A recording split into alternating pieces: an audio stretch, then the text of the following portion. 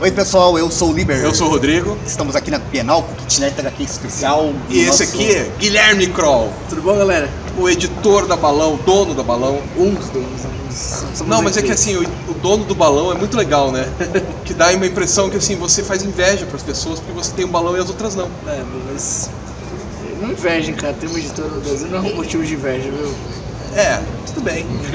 Vai, Liber, comece, que você já tinha uma pergunta pronta. Não, eu tenho, mas essa pergunta vai pro desenrolar. O que eu acho assim, eu gostaria de perguntar para você, por exemplo, você está aqui agora na Bienal, estamos tendo os eventos de quadrinhos, assim, nesses contextos de crise que a gente está, né? Que tá todo mundo falando na crise já faz um tempo, acho que a gente sempre esteve em crise, né?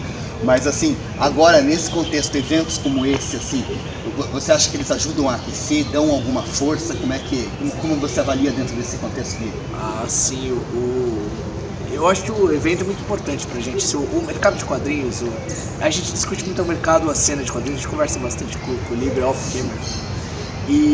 Mas considerando que existe um mercado, essa relação mercadológica dos quadrinhos, assim, ele é um mercado muito particular. Ele sempre se baseou em métodos alternativos. Sim, lógico, existe banca, existe livraria, existem vendas importantes nisso. Existem quadrinhos que são best-sellers, que venderam 10 mil, 20 mil exemplares, mas a questão é que o baixo clero dos quadrinhos aqui, a gente sempre teve que procurar métodos alternativos de vender os quadrinhos. Então, o evento é um método alternativo. A gente está aqui, faz essa venda corpo a corpo, vende pro leitor direto na mão dele, e fala, apresenta a obra, autografa, vende.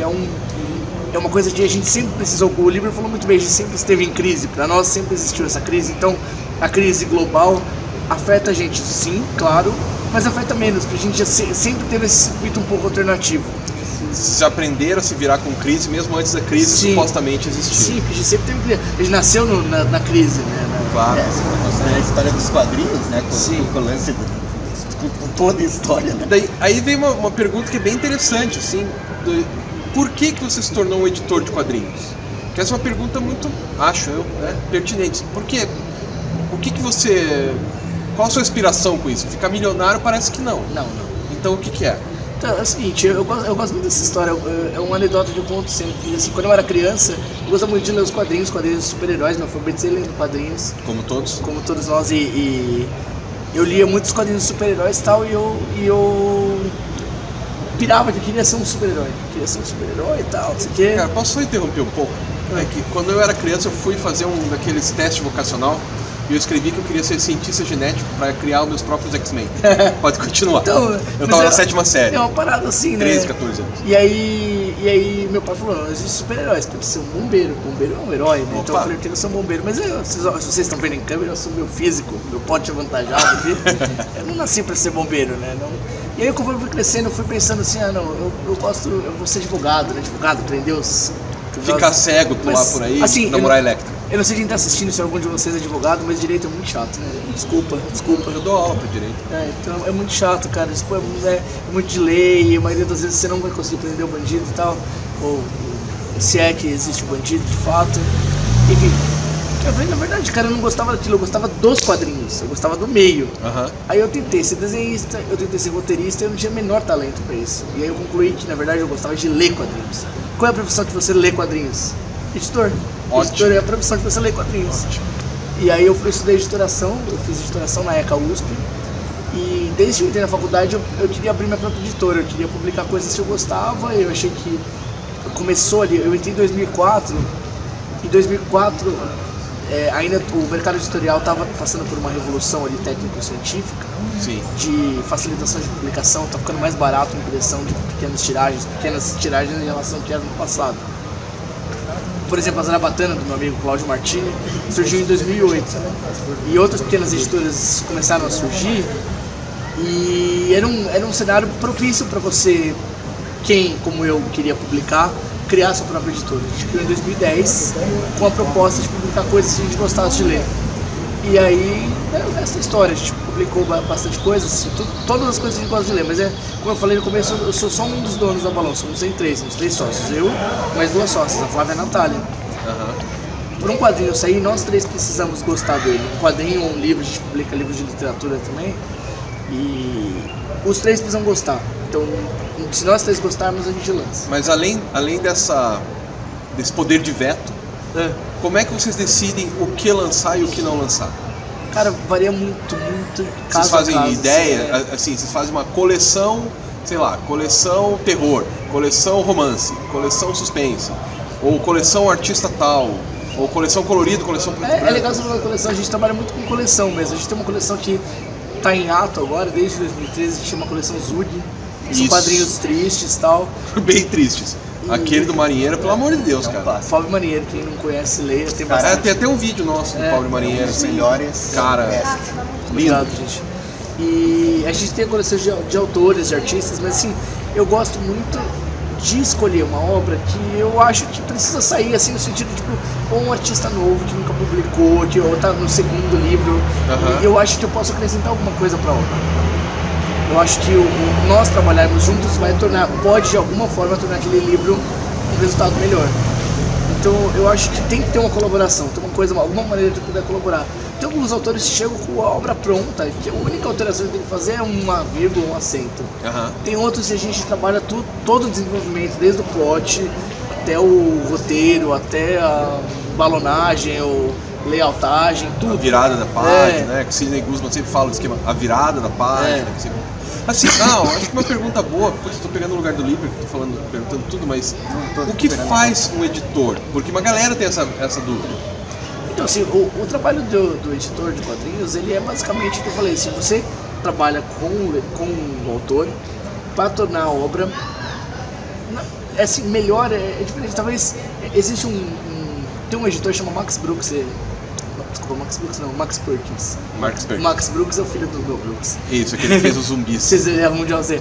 O Max Perkins, ele foi o editor do Fitzgerald e do Hemingway e tal. Só. E ele tinha ele sempre falava assim, existe um questionamento do editor, né? Será que nós tornamos os livros melhores ou só diferentes? É um questionamento da minha vida, assim, né? Então, a gente procura tornar melhor. Eu acho que muitas vezes a gente torna eles diferentes do que eles seriam, assim. Mas o nosso trabalho é esse, pegar e procurar maneiras de transformar aquele texto do autor em um texto mais ainda do autor, um texto que ele quer falar. Então a gente conversa com o autor diretamente e fala, ó, o que você quer apresentar aqui? Não está claro para mim como leitor o que você está apresentando. Como que você vai fazer? Você também pega erros de todo tipo de natureza. Você vai pegar erros de português, você pode pegar erros de layout, erros de desenho, erro de continuidade. É um trabalho que você vai ter que atentar também. E você ajuda a desenvolver a embalagem do livro, que eu chamo de embalagem, né? A capa, o texto de quarta capa, ou às vezes uma apresentação, promoção para vender. Porque afinal de contas, no final da linha tem um leitor, e esse leitor tem que consumir aquilo normalmente comprando. Sim. Claro, ele pode ir numa biblioteca, ou ele pode pegar digital, mas normalmente espera-se que ele compre ao final. Sim. Mas mesmo na biblioteca é uma compra, né? Você se interessou e pegou na biblioteca, né? Já é uma puta de uma vitória, né, cara?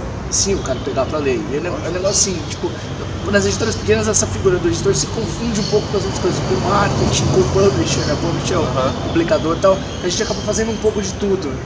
E não perfeitamente. Eu adoraria ter um departamento de marketing, um departamento comercial, que são pessoas especialistas no assunto, mas não tenho grana pra isso. Então a gente acaba fazendo tudo isso, né? Mas o trabalho do editor é esse. Você pega o texto do autor e trabalha nele, o texto e a arte, né, no caso dos quadrinhos, trabalha ele para ele ficar supostamente melhor. Sim. Líbio, pergunta, mesmo sem voz. A pergunta, agora ela está voltando. Mas a pergunta que eu queria fazer, a gente até tinha conversado aqui antes, assim, por exemplo, para mim você é uma referência, porque eu sei que você sempre está procurando vários canais, não só no mercado de publicação, mas até em outras mídias, para entender tipo essa coisa do consumo, das tendências e tal. Você podia dar pra gente assim um caminho assim para quem quer se inteirar do mercado editorial, para quem quer entender um pouco melhor de referência, de lugar para ler e aprender? Bom, uma coisa, eu tenho alguns dos feeds que eu assino que são bem legais. O Brasileiro Principal Publish News, que é um site que faz notícias do mercado editorial e ele cobre o mercado editorial de maneira jornalística, também eles também fazem marketing e tal, não sei o quê.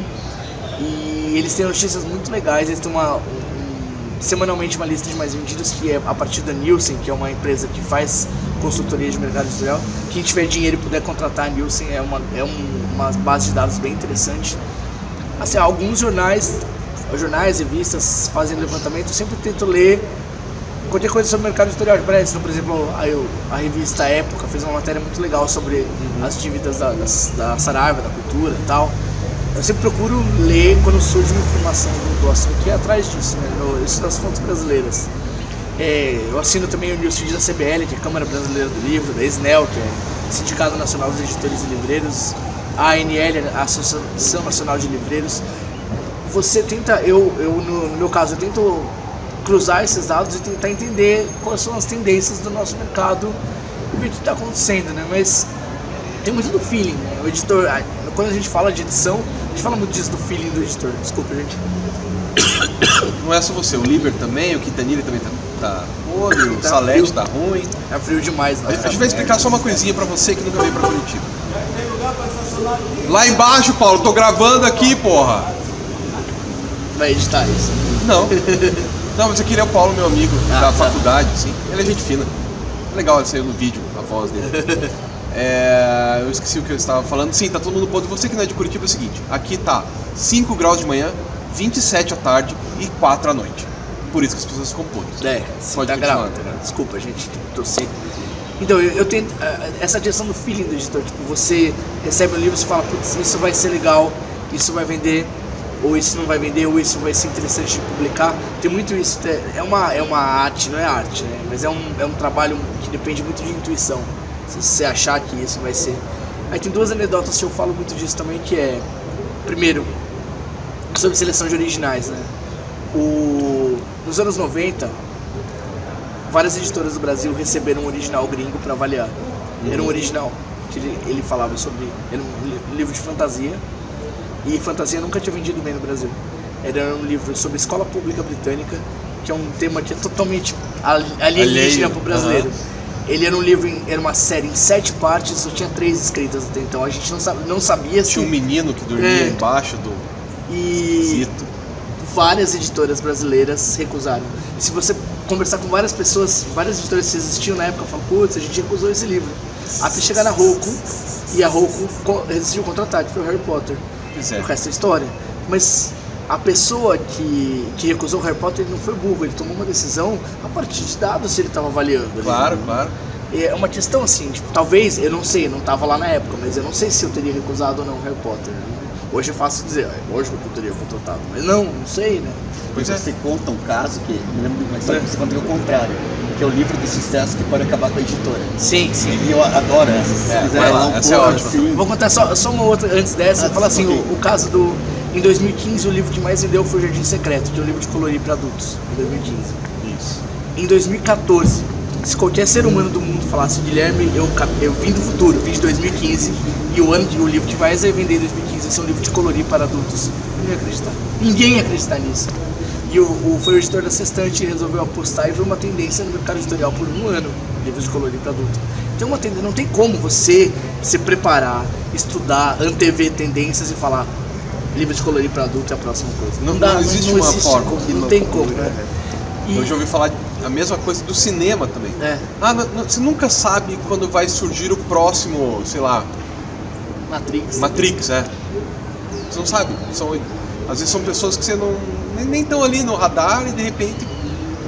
E o cinema, ele é muito... O cinemão hollywoodiano, ele é muito retroalimentado, né? Lógico. Eles tá fazendo sucesso, isso, vão fazer isso. É muito difícil você ser disruptivo no mercado editorial. Como tem tanta gente fazendo, é mais provável fácil, né? Aparecer uma coisa totalmente diferente e vai estourar.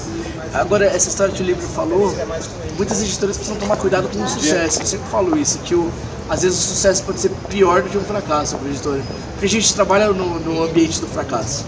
Está preparado para o fracasso. Toda a nossa vida é baseada. Esse livro, se foi pouco fracasso, a gente tá bom pra gente, né? Nos anos 2000, tava o Bush, lá o auge do governo Bush americano, e surgiu o Michael Moore. Né? O Michael Moore começou a fazer sucesso, ele já era um cara mais conhecido nos Estados Unidos, ele fez Tiros em Columbine, foi um hit, e ele... Fez o Fahrenheit. o Fahrenheit 11 de Setembro, mas entre o Tiros em Columbine e o Fahrenheit 11 de Setembro, ele lançou uma série de livros. Uma editora nanica no Brasil, chamada Francis na época, eles lançaram um livro do Michael Moore, que era o Stupid White Man. Quem tava lá na época vai se lembrar desse livro, foi um mega sucesso, mas um sucesso estrondoso. Verdade. Todo brasileiro tinha 3 Stupid White Man em casa. E...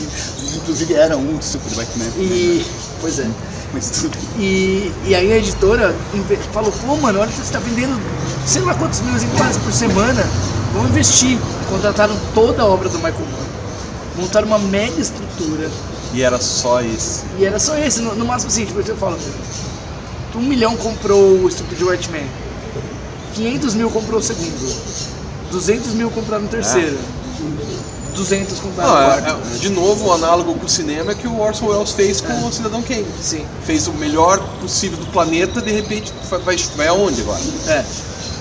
Então, mas a editora montou essa estrutura e eles não tinham mais como alimentar. Claro. E aí eles acabaram quebrando por causa do sucesso. Por isso eu falo, o sucesso às vezes pode ser mais prejudicial. Irônico, né? Irônico isso, né? Quando você não pode se deslumbrar com o sucesso no mercado editorial, porque, como eu falei, ele é muito volúvel. Claro. Se você está estourando de vender com o Jardim Secreto de Sextante, é uma editora muito inteligente, né? Mas se você tem o terceiro, quarto livro de colorir ali na lista... E a Sextante já tinha o Dan Brown e tal. Sim, eles tinham um catálogo variado. Mas se você está vendendo um monte de livro de colorir, acaba a onda do livro de colorir, e você montou toda uma estrutura, o que você faz com aquilo, exatamente. Então, você quando vai editar, você precisa pensar muito nisso. Você tem que ser sólido, ter um crescimento sólido, saber quem é o seu público. Devagar e sempre. Exatamente. Tá bom, Libres tem mais uma pergunta. Eu realmente... Tá gostando do evento? Tá feliz?